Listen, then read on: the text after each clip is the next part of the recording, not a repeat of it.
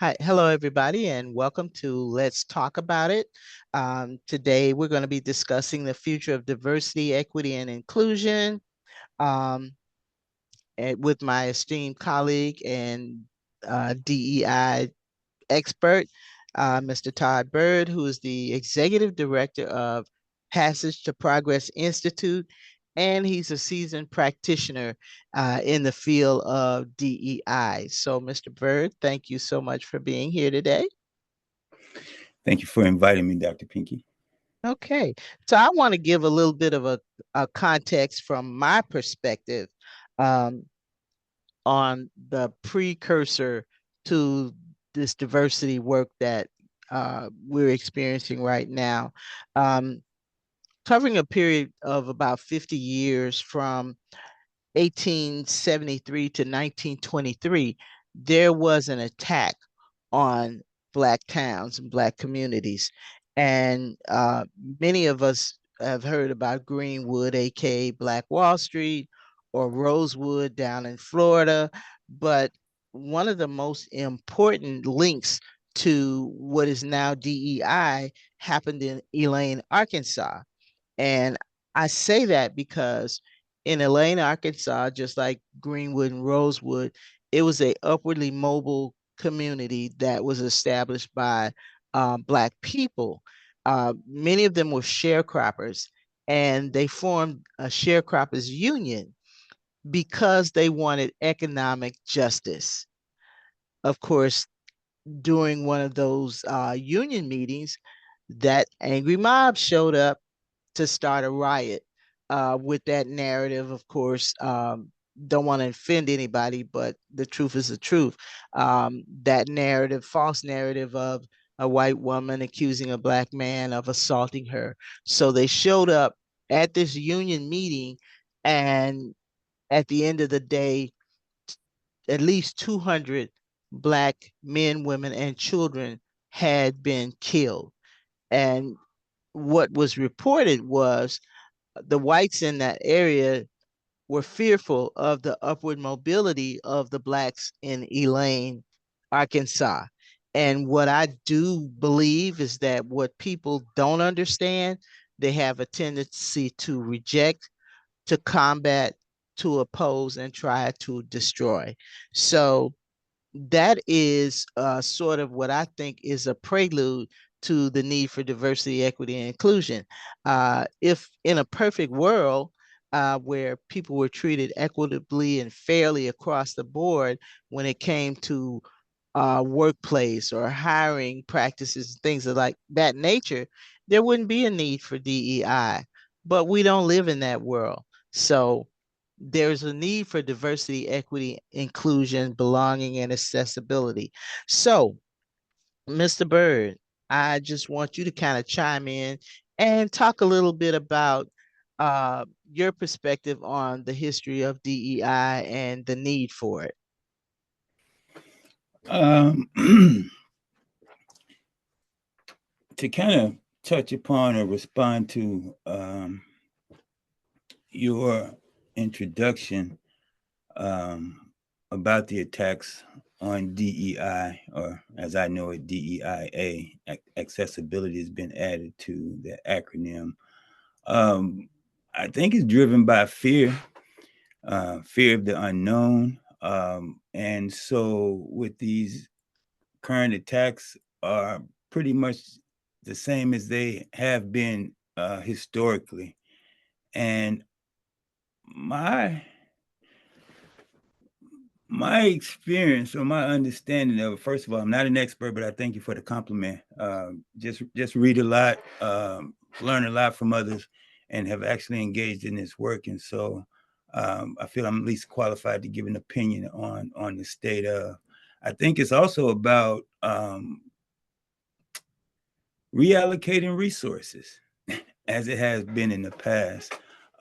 When you look at the attack on DEI, first of all, the before I get too far, there's been a federal executive order that was passed by President Biden a couple of years ago, Mm-hmm.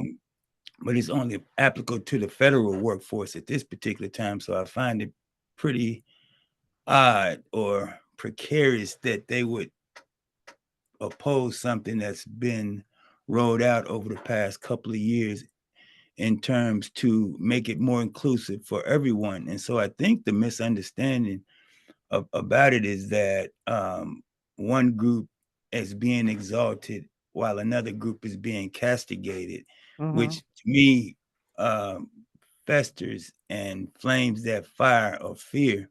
And so, with that being said, people have been known to do some horrible things historically when you take a narrative and you drive a narrative and it becomes someone's reality. And so I think that's just part of it. Mhm. That's really fueling this anti DEI and anti affirmative action, when in fact everyone benefits from and everyone is enriched by the benefits of diversity. Because I've never seen a diversity program that I've been a part of, that I've led, are attended that have excluded anyone. And so when we look at diversity, I think it's a misunderstanding as to what that means. It basically means difference. But when I think about a person that I admire a great deal by the name of Thomas Todd, he says not enough to just recognize the diversity, you have to respect it. And so we living in a pretty much a world community now due to technology and mobility. Mhm. People are interacting outside their assigned um, groups Yeah. on on a day-to-day basis. And so to me, I think that's what's fueling it is fear. They Mhm. have a lot of theories out there that are proposing that DEIA is to undermine the American ideal, when in fact that when in fact this country was created because of representation. Yeah. Uh, okay, so I'll just stop there and I'll follow your prompts. But Okay. thank you for Well, giving me the opportunity to open up. absolutely. And I received a message from some folks who were trying to log in, that they were getting an error message, but I did send them this link. So hopefully they are able to log in. So let's give them a few minutes to see what's going on here. Yeah, someone just sent me a message saying that they were getting an error message. Yeah, Okay. don't know what that is. So let's see what's going on. Hmm. Yeah, this is technology. Okay. Yeah, Hey, so have you ever heard of KRS-One? I don't believe so. He's a he's a philosopher, a hip hop artist from back in the 80s. But he had this movement going on called HEAL, Hmm. Human Education Against Lies. And it's so relevant today because, again, that's what's propagating uh, this these attacks, is that Hmm. people are really not educated. And again, a lot of the lies, I don't know if it was Dr. King, but I'm sure it's been said by many other noteworthy people, is that one truth will crush 1,000 lies. And so I believe the fact that diversity is actually making progress, is unifying people and helping people understand and identify and support one another at a level, at an unprecedented level. And Yeah. so I think that's creating chaos amongst and clashes amongst um, people who will benefit from the continuation of or perpetuation of violence and different things like that. They make headlines. Yeah. And so it keeps people working. It keeps people economically exploiting Hmm. equity and its intent. I mean, it's a multi-billion-dollar industry, and so I'm wondering what it'll look like once they defund Yeah. uh, DEIA. So, how are participants? Are they able to log in now? Yeah. Yeah, I just put that link back out there. So let's see. I don't see them, but I know people are trying to get in. Okay. Yeah. No, I don't see anybody but us. This Hmm. is, yeah. I've gotten messages from people that they're trying to get in. I don't, there shouldn't be any issues. So let me go back over here. Um, let's see.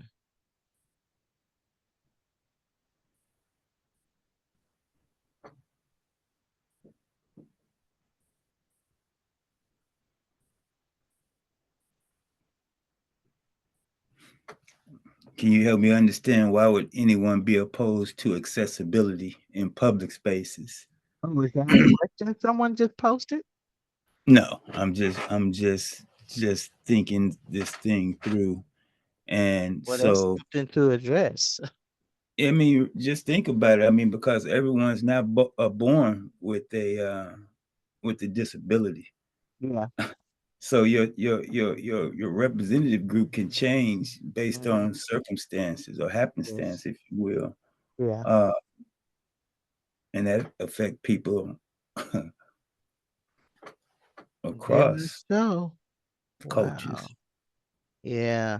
Well, we're going to continue on because we'll loop back as people find their way in.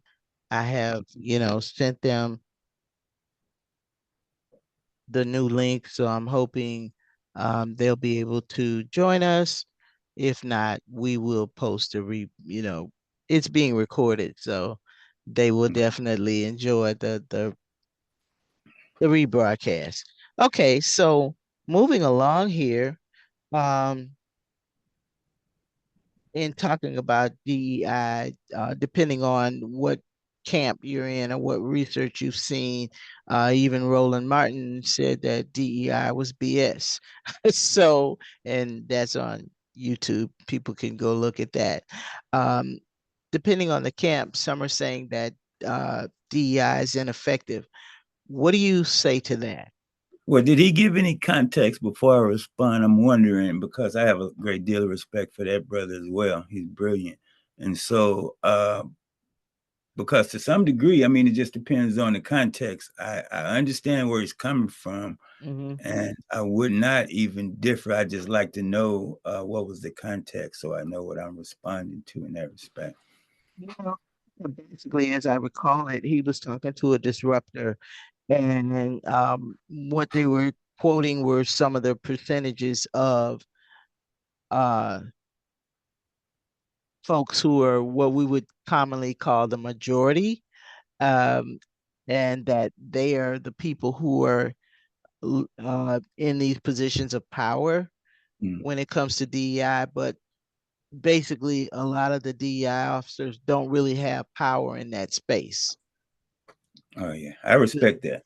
Yeah. I respect that. A lot of DE officers don't have staff and they don't have the resources and they don't actually have the buy-in to sustain the efforts itself. Or on the other hand, when it is happening, um, and there's research to support that as well. I mean, companies and institutions are performing at a higher level or a more Mhm. optimal level, and so, but on the ground in day to day activity, it's like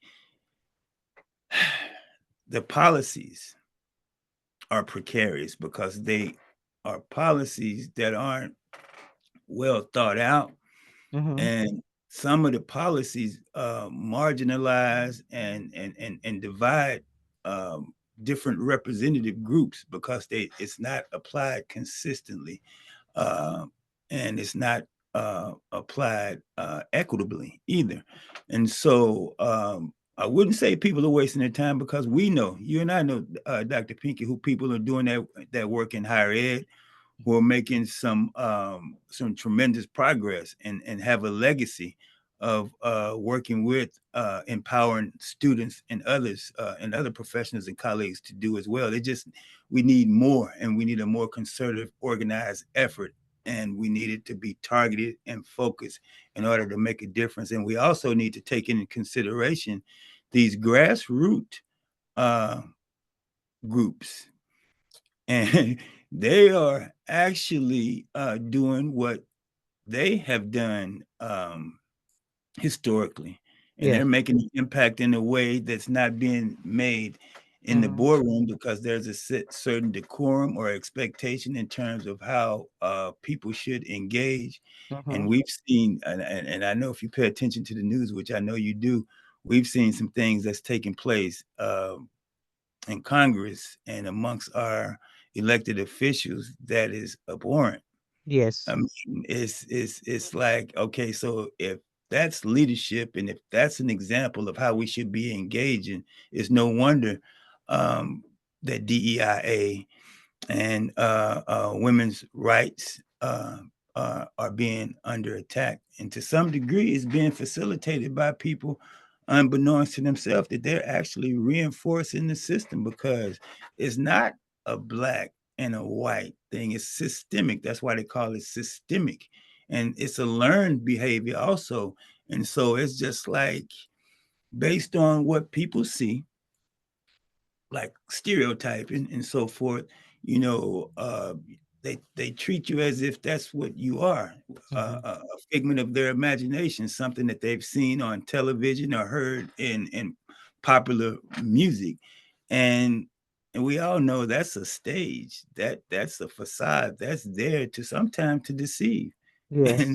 and sometimes to mislead, and so uh, it's a lot, and there's no panacea uh, to addressing the issues. But I think like bringing up the people, acknowledging the people that's actually doing the work and making sure that we're supporting them in their efforts to advance Mm-hmm. opportunities for everyone. But for anyone that's out there and they're making these attacks and they're making these assertions that DEI is divisive, I think is their propaganda that's divisive, and it's historically been used to dehumanize people, to destroy people, and to put people in a destitute situation. And if we look at any, I would say, ethnic group that's migrated to this country, they were tagged and labeled, and they were given names that were demeaning and degrading to a point to whereas there was some resistance. And Yeah. now these groups have been mainstream, and now they all refer to themselves to some degree as in no disrespect, but as whites. But people come from different countries, and as people here of other people of color. And so I think that and understanding the plight of if when people are familiar with what their history and where they come from, I mean, what makes one human better than another human?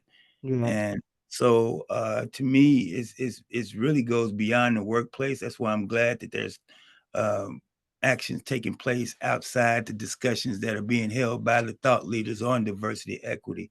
I mean, because many people are in privileged positions, and sometimes they don't leverage their power to address or to disrupt this systemic thing until it comes back and affects them personally.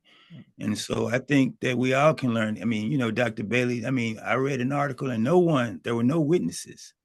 So no Mm. one saw her in distress or no one that was left behind. She never shared a story with anyone about what she's experienced.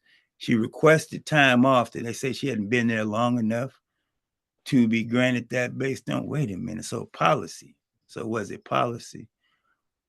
So I think that we need to look at the impact that the systemic um, disparities and how they're impacting people. There was an there was a quick story on Good Morning America this morning, and they were talking about black women and cancer, Mm-hmm. and it blew my mind simply because this was a stark statistic. It says groundbreaking new study: why are black women dying of cancer at higher rates? Potential hidden role of chemical hair straighteners, is racism a factor? And so they're comparing it to a 1950 studies on smoking cigarettes. Yes. So we know that when people are being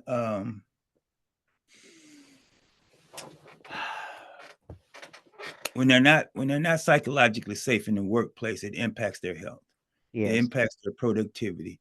It impacts their being, their own sense of being. And so I think that just understanding who you are and what you're here for will be a great start, but I don't think it's enough. I think we Yeah. need people who are willing to stand for what's right. And I think that people need to understand that there's a measurable risk that you're taking, but it's recoverable. It's something it's a renewable source, money.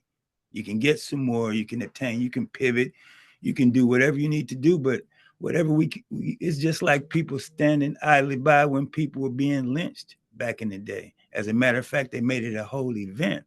And so, this type of trauma is um, is running rampant throughout the communities from people of color, from whatever standpoint, and for whatever atrocities that we've survived over past time. But it's also really important for them to understand that pain is pain, blood is blood, water is water, air is air. And so how do you make a distinction when it's okay for this uh, to impact one group over the other? So I would never advocate uh, the um, the demise of one group. I would just do like Dr. King would do, just encourage people, or Malcolm X, know yourself and stand up for what's right.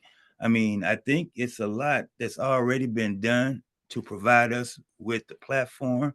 Hmm. I just think that we need courage, or we need Yes. to be encouraged to have more courage to really stand with, even if it doesn't identify, or if it doesn't affect us directly, because trust me, it won't stop there, and it doesn't Yes. stop there. And so, uh, as Dr. King said, silence is complicit. Hmm. Yeah.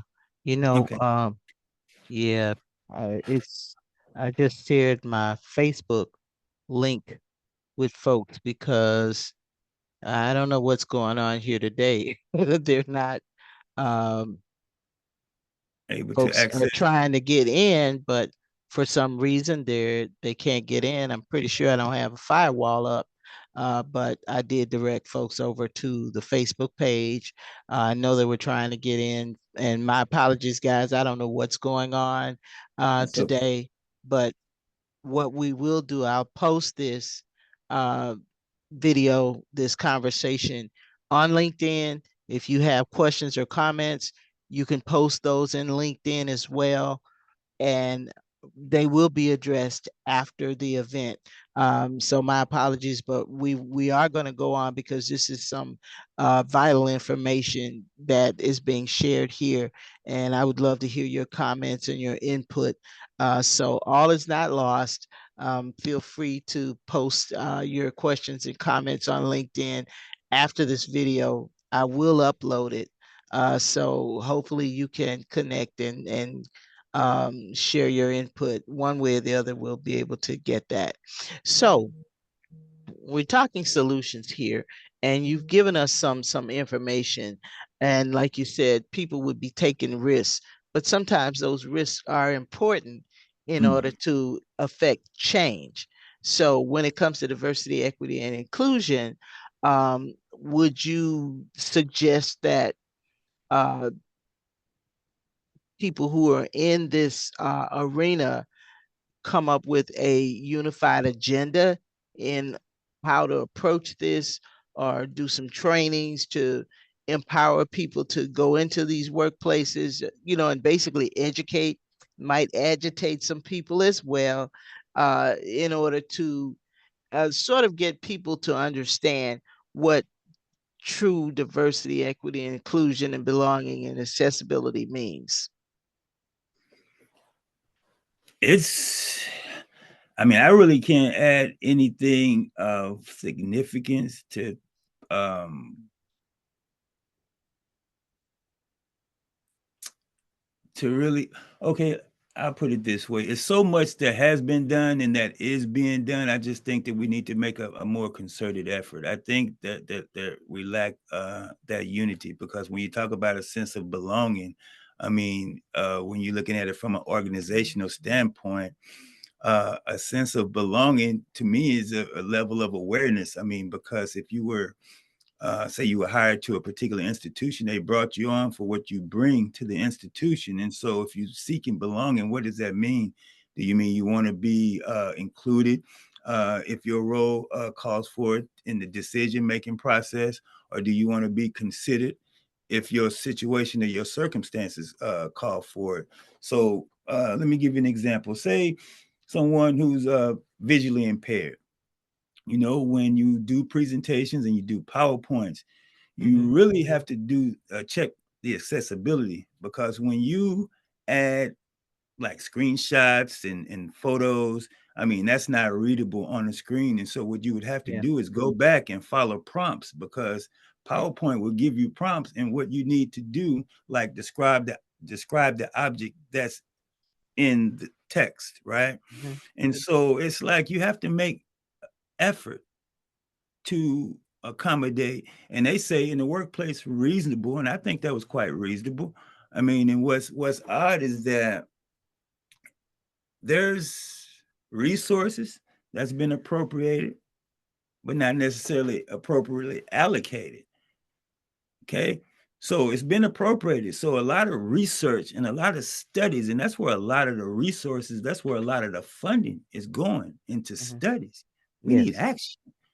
We need action. We need people to fund programs, support grassroots, nonprofit. I just saw an article on the program today where ladies talking about food security. I've worked with her and her father in the past.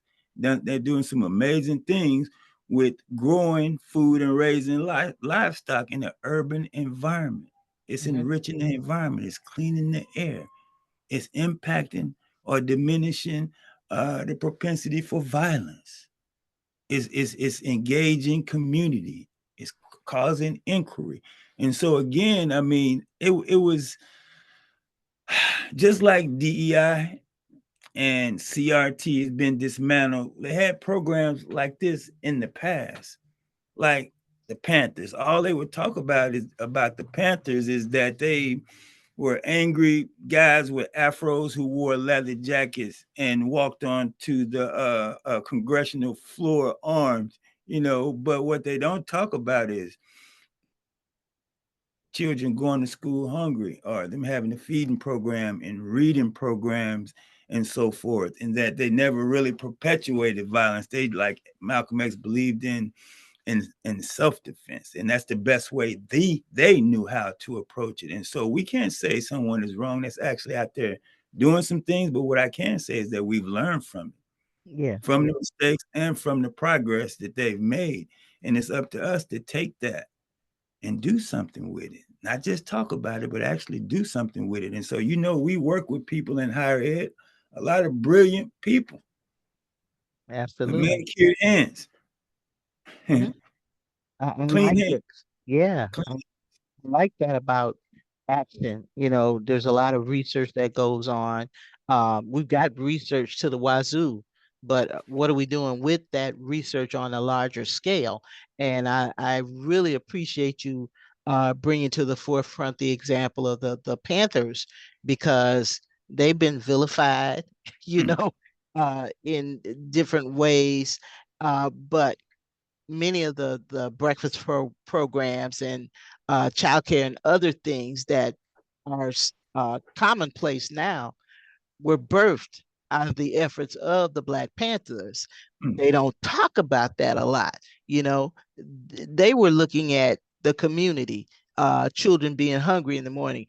Children usually can't focus on learning if they have empty stomachs. So right. the Panthers saw that, and lately there have been more documentaries and talking with some of the people who were there in the beginning and explaining why these programs happen.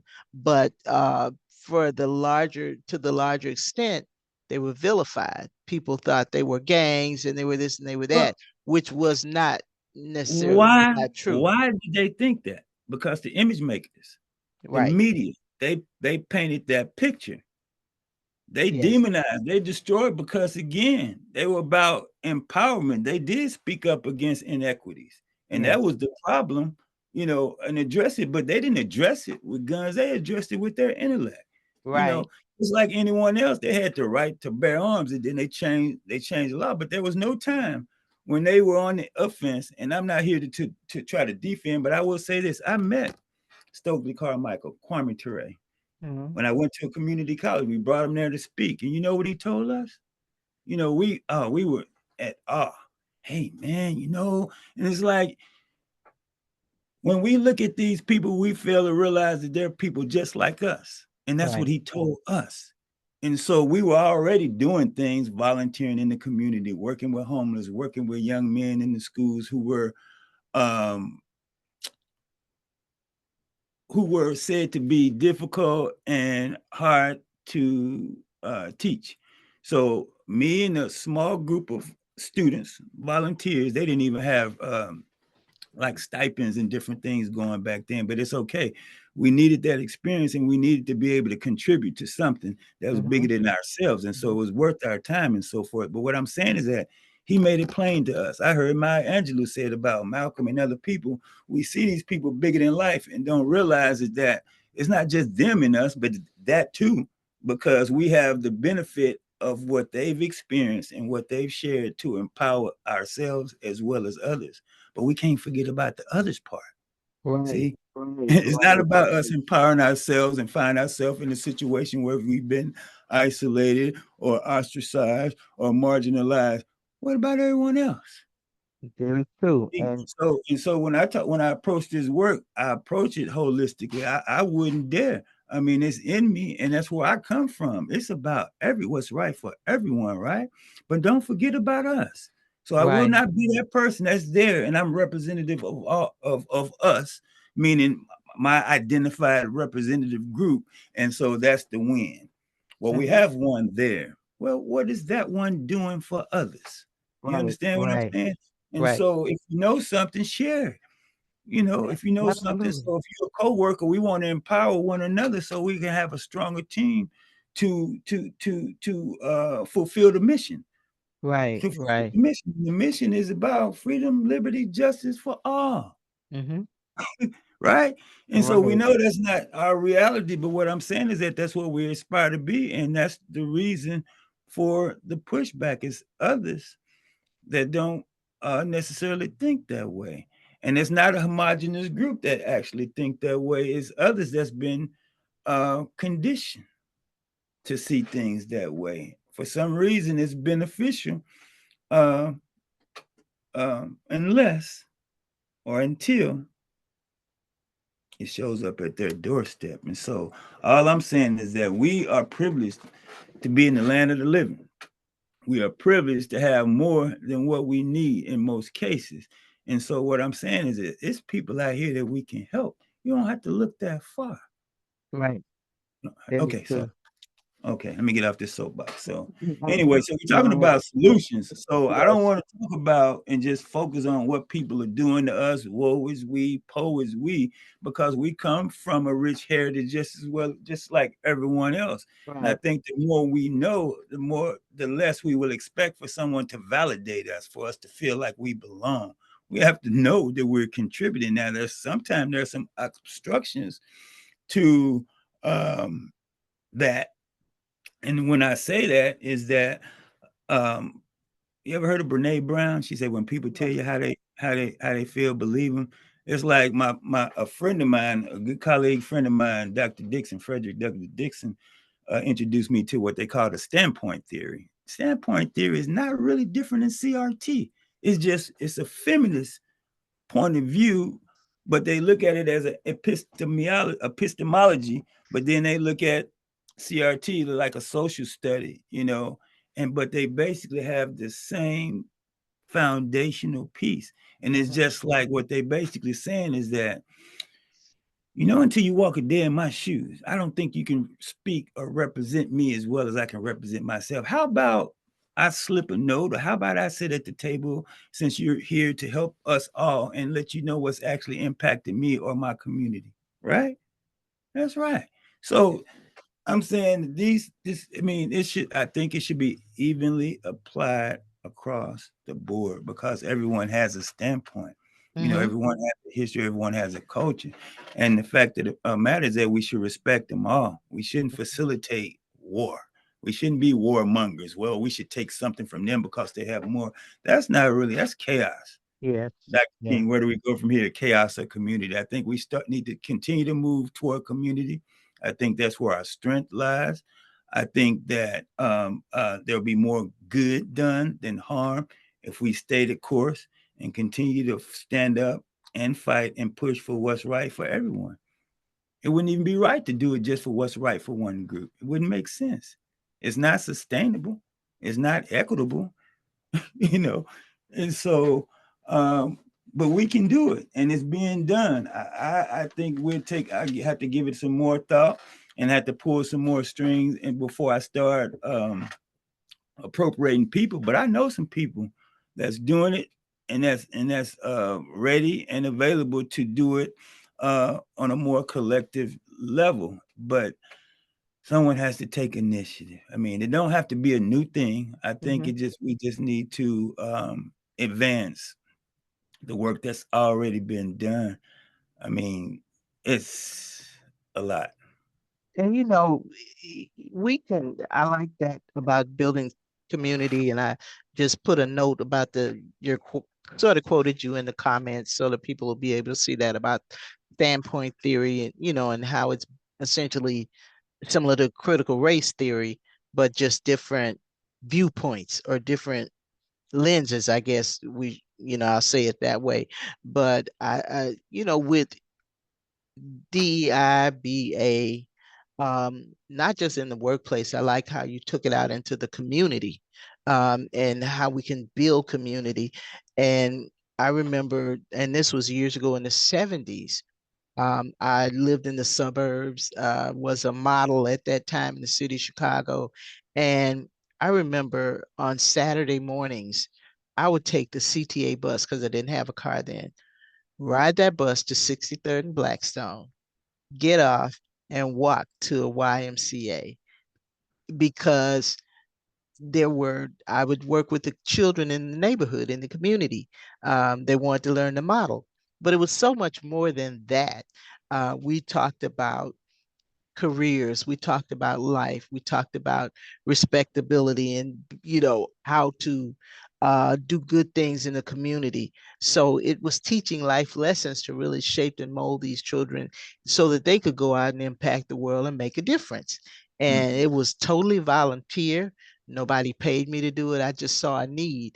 And the Y was so gracious to allow me a space so that I could work with children. And I mean, parents would drop their children off at 9 o'clock. I would be there, we'd be ready to go. I'd have snacks and water and all that good stuff. But it kind of reminds me of what the Panthers did. There was a need, and for some kids on the weekend, the food might have been the only thing that they got.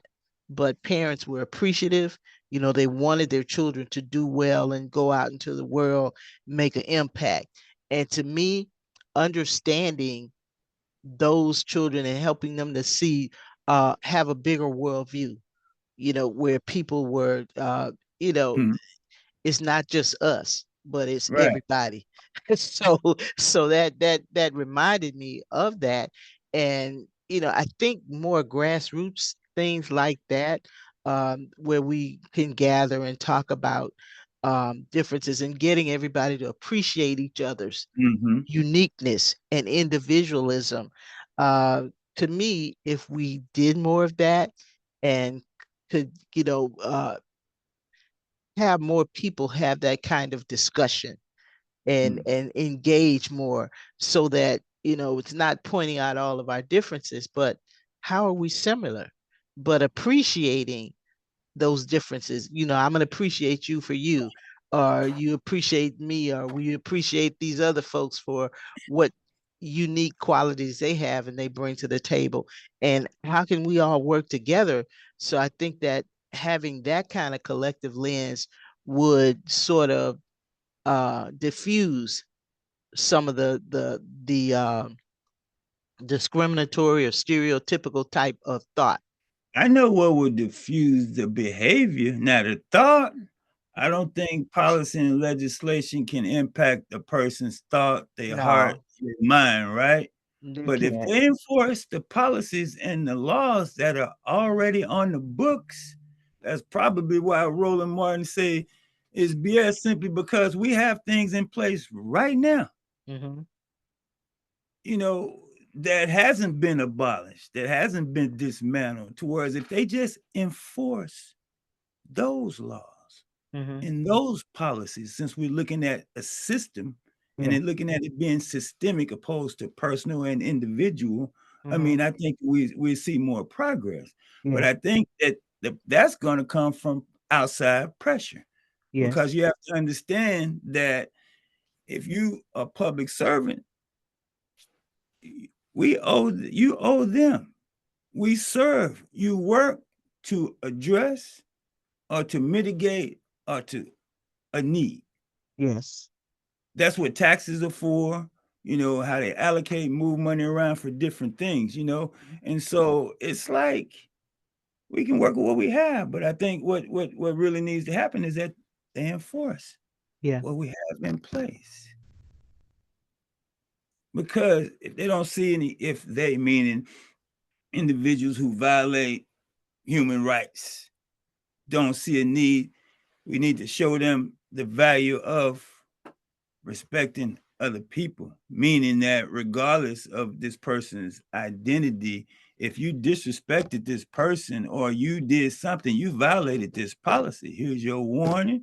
you know, here's your suspension. Here's your goodbye. It shouldn't be tolerated, because when it is, things like, as I referred to earlier, Dr. Bailey, I have a couple of colleagues who work for an institution out here. Both of them left that institution unhealthy and unalive Mm-hmm. shortly thereafter. And so there is a such thing as a toxic working environment, and it's not a job, a just over break opportunity Yes. on earth that's worth sacrificing your health for, because your health is your wealth.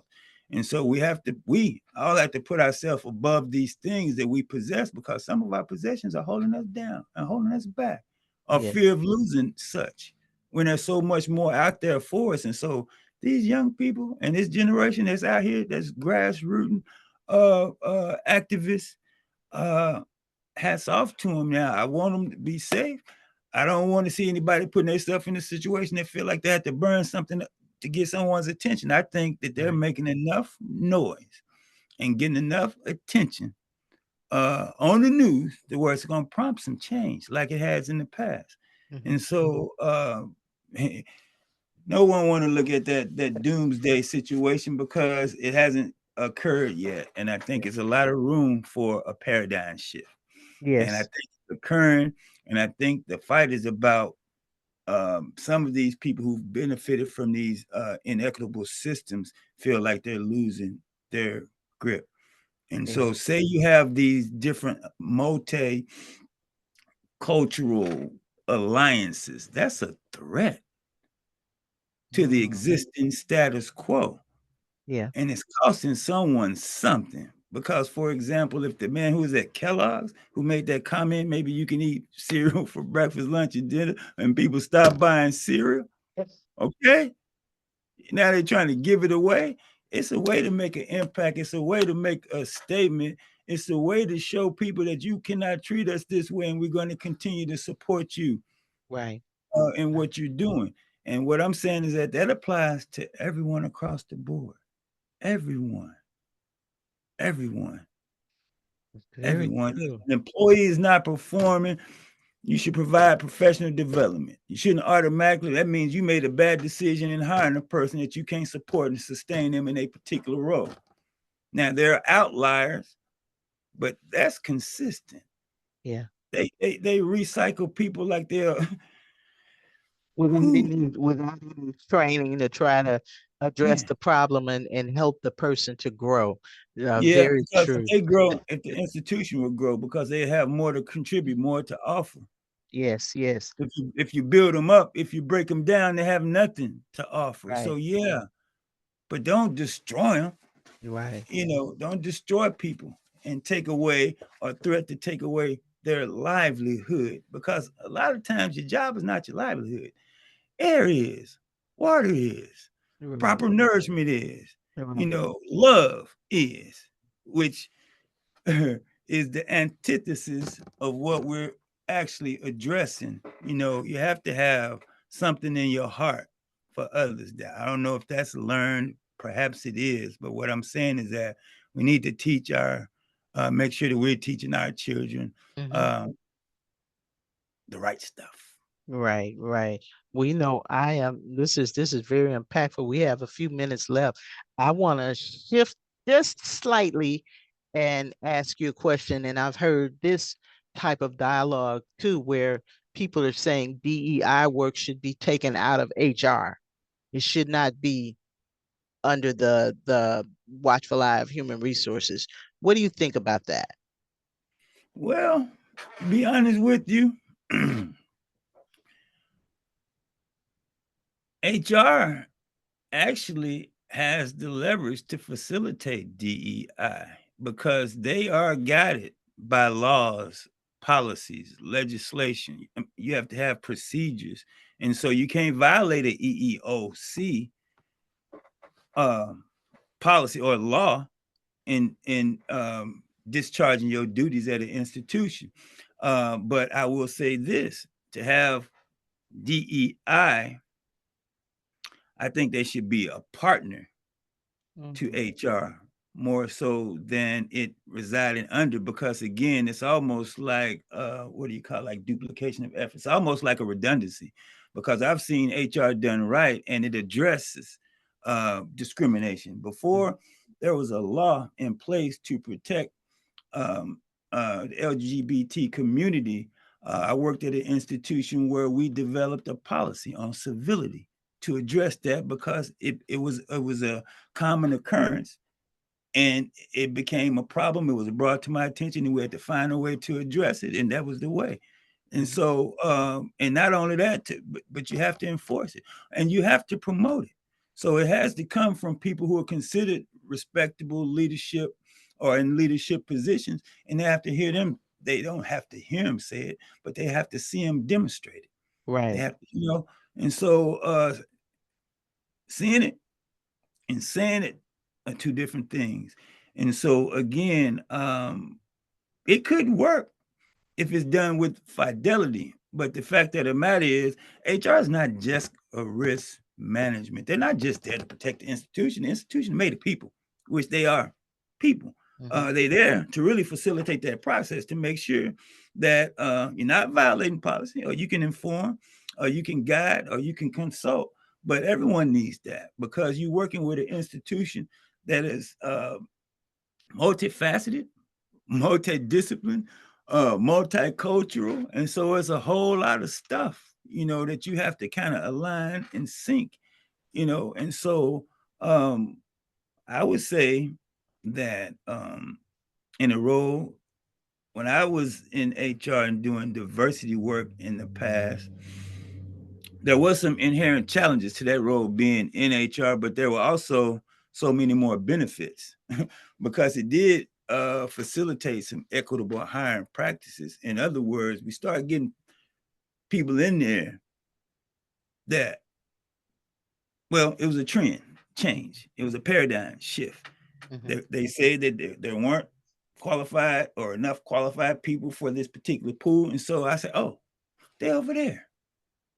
They over here. Hey, have you considered, And again, they're out there. And sometimes you don't have to do nothing but look left or look right. It's Right. just that how do you qualify a person?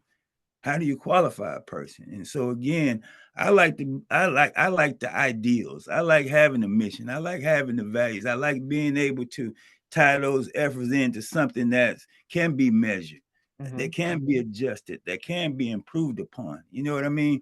Yeah. But see, DEI, as the way they approach it, is more a philosophical thing. It's not as policy based. It's not as the legislation doesn't leverage the activities and so forth, and so it can become unmanageable simply because you don't have everyone with the same mission and the same values and the same objective in mind. People are busying themselves with, to me, with the distractive parts, with isolating and identifying a particular aspect or an individual within the group. And so I think that, we live in a society where people are becoming more and more selfish, but that selfishness we're experiencing a backlash from the selfishness. Everybody want to become a billionaire, but don't realize that you have to maximize your exploitation of so many more people in order to become that, and to live on the island by yourself. So what I'm saying is that if that's what the new American ideal has become, that I think is changing, and it's Yeah. changing quickly. I don't think everybody want to be a baller these days. I mean, people really want to do good, Yeah. and they want to act in a purpose. But I think that they need to be encouraged. They need to know what it looked like, so people need to demonstrate it and not just be talking about it. You, So um, I you hope I answered your question, because I done you went off on did. a couple of tangents, because you one of those type of facilitators. You kind of bring things out. But hopefully I was able to share some information that can be used, that's useful, that's positive and productive. And again, that's definitely more so about an inclusive aspect, meaning, just respecting diversity, equity. I mean, who don't want parity? Who don't want an honest day's pay for an honest day's work? You know, who don't want accessibility? You know what I mean? I mean, they're building barriers, and you're like, well, if this barrier wasn't here, I could do this job where the barrier is not necessary. Why is it there? Mhm. Let's deal with it. But at the same time, it's going to cause some pushback. And so that's why it's important to have a collective approach. But if not, if one person can change a whole thing, even if they have to be that sacrificial lamb, if it makes it better for others, then Yeah. I'm not going to tell people what to do. I just Right. share my Right. ideas, and so Yeah. forth. And so I would say that I found something in this work, and in everything that encompasses this work, that's worth living for, Yeah. Yeah. fighting for, advocating for, and supporting people, no matter what their color, or their background, or their educational level, or their social class, or their economic class. A lot of that stuff is divisive anyway. And if we can see beyond all of that and see Mhm. the person, then I think we'd be more likely to be more inclined to help. And so, Right. going back to that, I know it's probably time to go, but that whole humanization process is just like seeing person is less than an animal, because you see how sometimes people are treated, uh, uh, and what's going on right now. It's like, man, you can go to jail for that if you did that to a dog or a cat. You know Hmm. what I mean? And Yeah. so, not that they're no less of a being than the humans are, but how can you conscious that? How can Yeah. that part right there uh is me. It's Well, me, and I wouldn't encourage nobody to walk in my shoes for a day, because you'll be in for an amazing journey, and the journey continues. And so, Doc, thanks for setting up this yeah. opportunity. Hopefully, you We're, can take oh yeah. something out of this Absolutely. discussion and advance it. But we should just really make sure that we commend the folks, because that we know that's actually out here on the ground doing the work, Hmm. because it's making a difference. Right. It's making a Right. difference, and I think that's what the backlash is about. That is actually making a difference. It's making an impact, and also speaking to young minds. I know I've spoken on predominantly white campuses. A good friend of mine that I mentioned earlier, Dr. Dixon, has invited me to do lectures on campus about microaggressions and how that impact the psyche or your physiology and so forth. And you'll be surprised. I mean, you can't see, all people don't think alike. So you Mhm. can't look at somebody and automatically assume that you know where they're coming from, or how they think, or what they're thinking. Right. you know Mhm. so I think that's a large part of the problem. Is people try to keep it simple and say, well, when Of check your confidence. pedigree. Well, I know where you're from, and I know what you're about, Mhm. and that's uninformed. And so again, I know our time is It's winding down, but winding. Just a couple last minute thoughts. And we've been doing work in various things, various spaces, but uh, being having the I don't know if it's the courage, maybe it's just our DNA to speak out about things, that are not as they appear. I know for me, see, working with universities and organizations, I've always spoken out about what is portrayed on your website, what's portrayed in your print media, as being inclusive, welcoming, and all of that. But then when I walk into your institution or your organization, I come maybe 2, 3 feet in, I can see that what you're saying and the picture that you're painting is not the reality of what's going on inside those walls, and have not hesitated to speak out about it, have literally fought with people, but at the end of the day, changes were made to benefit all. And so this is the kind of work that we've been doing, and that's kind of my soapbox as well. So, the need for these kind of conversations, but not just conversations, but taking, as you said, actionable steps to make right, to impact change. right, Making a positive impact, not just for you, me, and us, but right. for everyone. And I think that's the basic tenet of what we are talking about today as far as solutions. It Sounds is in like my you want to say something. It is in my DNA. I will not lie, but what I will say is it was part nature and part nurture. Hmm. Because let me get shout out to Trent Ball. It's people that you Yes. encounter that you rub elbows with or exchange ideas with that can really uh um change your trajectory or or put it on a trajectory of a higher level, because again, there's so many brilliant people out here with so many ideas. And the thing is, when you have people out here that stand on principle, their presence poses a threat, you Yes. know? And so you have to be strong enough and wise enough to be able to learn from someone. Otherwise, you may be put off. I know that's the way people are with me sometimes. And so again, you're not going to be the most popular person in all these spaces when you're out here advocating like that, but you are making a difference. And again, it's encouraging to other people that's out here in this fight. And Yes. it's so much that we're not so much as up against, but that we're addressing, and that we're trying to improve and advance towards. We need some help. We We need do. some help. We do. Just because I come from DNA, don't mean that qualified to put me here. It's like I still had to I still had to step out there. I still had to, do what and engage. And so the other thing, speaking to the grassroots, because I come from that too, student organizations, organizing and stuff like that. And I have college friends that are still my friends today.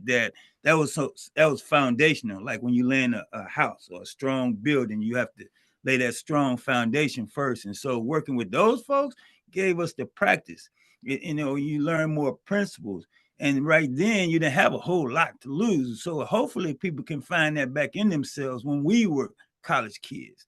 Yeah. And it's not so much that you know how to lose, because our life is the most precious thing that can't be restored or renewed. But all in all, we have to understand that it's bigger than us. And it's great to be a part of something that's bigger than you. Because what I'm saying is that, if we had the whole world, if we had a whole orchard of pineapples and it had them all to ourselves, gluttony will kill you. So so I just think that we really do need to be real about the work that we're doing. And if we don't feel like we're making that impact on the job, well, that's where you make your money, but you can still have to go back to a community that you have to reside in, and Yeah. that you need to give back to as much as you get from Mhm. that community. And some of the neighborhoods need to become more of a community. Yes. That's what it is. It's a lot of 77 They say communities in Chicago, but they're really like neighborhoods now because fractionalized and so forth. And to be honest with you, really the underpinning to that is marginalization. It's people that want to do better. Hmm. And there's some obstructions and there are some things that are in their way, like accessibility. And Yeah. so we want to make sure that this information is available to you and it's available to you in more than one language. You know what I mean? Yes. And again, Latino people are not the only one that speak a foreign language. We have people come that migrate here that are from French speaking African countries, so it's a lot. And so I don't want us to get bogged down and I'll say this and I back up. Um, Dr. John Henry Clark, he talks about, it's good to be proud, but let's not get caught up on that.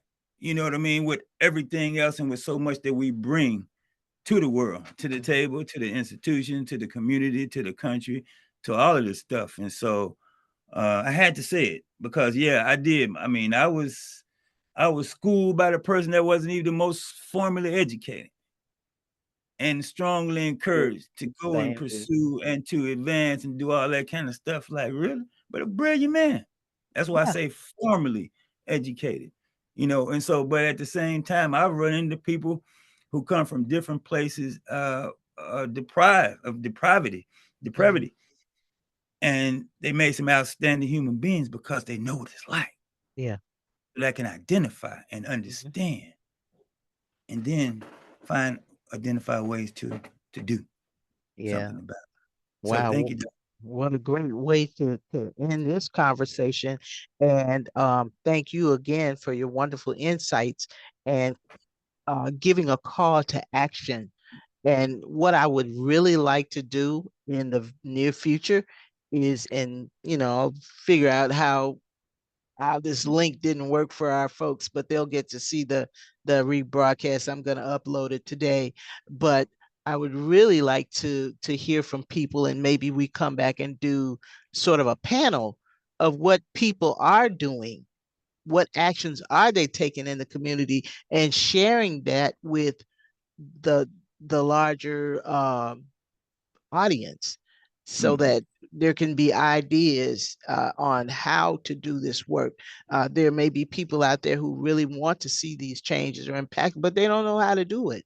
They don't know how to go about it. So I think these types of conversations are very, very insightful and good. And let's hear from folks who are out there doing the work and what successes have they experienced. So I really would like to of course, have you be a part of that, and we do like a part two, where we have a larger group to really have a discussion. And of course, I like to talk solutions. We could Mm-hmm. talk problems all day long. That's not going to change. The problem is still going to be there at the end of our talks and our discussions. But what are you going to do about the problem? How are you going to address the problem? So this has been very insightful and enlightening for me. Thank you so much for your time and being here. And we're going to continue to work. Okay, great. Well, have a Eh, great day, and I'll Yeah, talk to you soon. thank you. And anybody who couldn't get in, my apologies. We'll work on that. But please flood me if you want to with your questions and your comments, and they will be addressed. So thank you, and I'm signing off. And enjoy the rest of your day. Thanks again, Todd. All right, thank you. Bye. Bye.